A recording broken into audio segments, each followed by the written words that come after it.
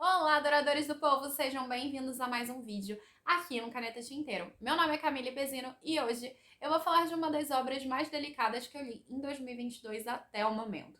E esse título foi cedido em parceria pela editora Autêntica e a gente vai continuar a acompanhar essa personagem fantástica e maravilhosa que eu tive o prazer de já estar no 5º volume, que é A Casa dos Sonhos da Anne. Então vamos fazer um breve resumo, uma breve análise e falar um pouquinho dessa edição. Então, vem conferir. Fazendo o resumo de A Casa dos Sonhos da Anne. Pra não dar muitos spoilers, e isso não é mistério pra ninguém, que ela ia ficar com Gilbert, né, gente?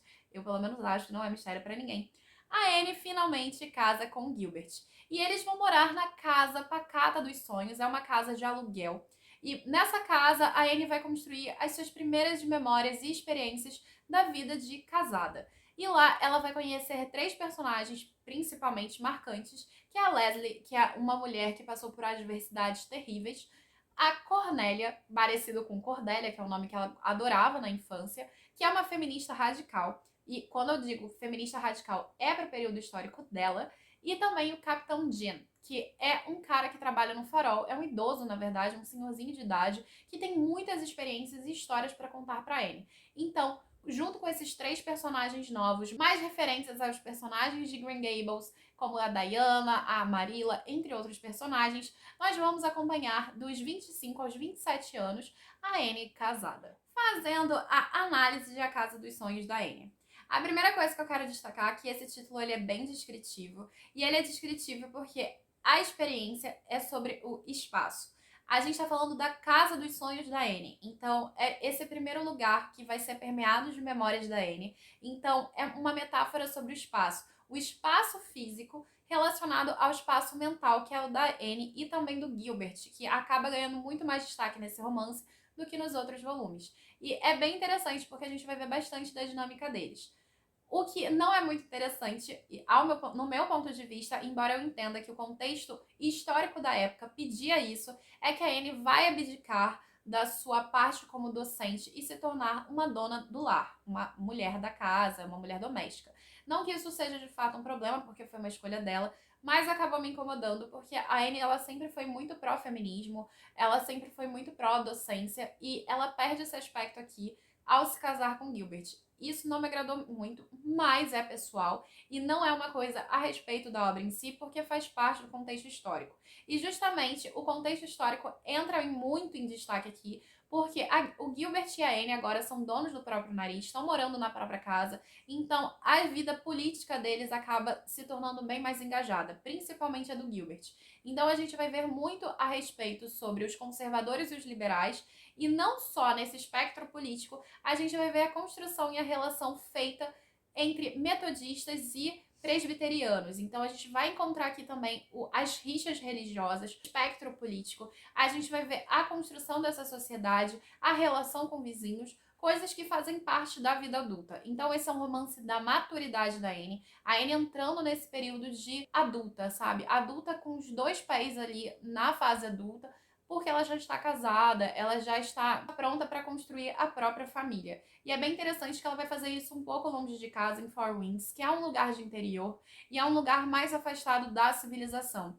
Então vai encaixar muito com os sonhos, com a expectativa da Anne criança. E ao mesmo tempo é muito interessante que a gente percebe que a Anne deixou de ser aquela criança que tinha em Green Gables, deixou de ser aquela criança que tinha em Avonlea e passou a ser essa mulher muito madura e que vai trazer experiências novas e mudanças não só para ela mesma, mas para os outros. O Heráclito ele fala uma frase muito importante que é: ninguém entra num rio 2 vezes, porque o rio já não é mais o mesmo e você também já não é mais o mesmo. E aí ele mostra isso aqui muito bem. Então, é bem interessante a gente ver isso. A gente vai também ter uma construção aqui a respeito da ideia do romance, da ideia da construção das memórias. A gente vai ver a Anne ainda pelo menos contista, então isso é bem legal, ela ainda vai estar trabalhando com contos para crianças. Então a gente vai ter muitos espectros sociais aqui interessantes. E cada um dos personagens vai trazer uma coisa muito legal para a vida da Anne. O Capitão Jean, por exemplo, ele vai trazer essa questão das memórias, da viagem e de e da liberdade em si, do que o mar pode proporcionar. Na mesma medida, a gente vai ter uma feminista radical, que é a Cornélia, e é bem interessante como ela vai fazer isso e como ela vai aparecer na narrativa. E o interessante disso é que, pra mim, ela é a personagem mais legal de todos os livros de Anne. Não menos importante, a gente vai ter a Leslie, que é uma personagem que vai sofrer abusos familiares e vai mostrar que nem todas as relações que você tem que construir com o outro devem ser abusivas. Na verdade, você tem que buscar algo melhor pra si. Então é muito interessante como vai ter a construção desses personagens, como a Anne vai amadurecendo, como o Gilbert vai amadurecendo. Vamos ter temas pesados e temas leves ao mesmo tempo. A gente vai ter temas como luto, a gente vai ter temas como abuso, e ao mesmo tempo a gente vai ter temas como amizade e consciência política e religiosa. Então é bem interessante. É um título que vai trazer múltiplas referências, tanto literárias quanto bíblicas, o que já é normal nos títulos da Anne. Então, com pontadas de feminismo, esse título vai trazer um romantismo próprio do estilo da Lucy Maud Montgomery, e como faz parte do estilo dela, e foi uma reclamação que eu fiz em títulos anteriores, e volto a repetir nesse, ela faz time skips, ou seja, pulos, saltos temporais, diversas vezes em cenas que ela poderia deixar enquanto mantém outras. E nesse título aqui, pelo menos, diferente dos outros, eu acho que ela soube quais cenas pular e quais cenas manter. Eu acho que pelo menos ela poderia ter mantido algumas cenas que ela pula, mas é interessante porque faz parte do período histórico, é um livro de 1900, então faz bastante sentido tudo que ela vai construindo aqui. E a gente vai acompanhando a Anne cada vez mais, e a gente já tá chegando no último volume que tem a Anne, assim.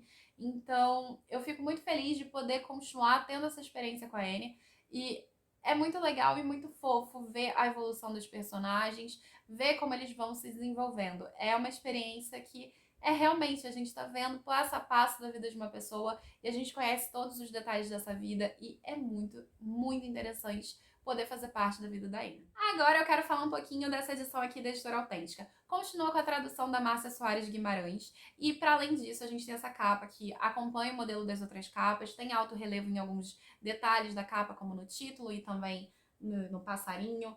Não menos importante, nos finais de capítulos, alguns não, por causa que acaba muito no final da página, a gente tem ilustrações.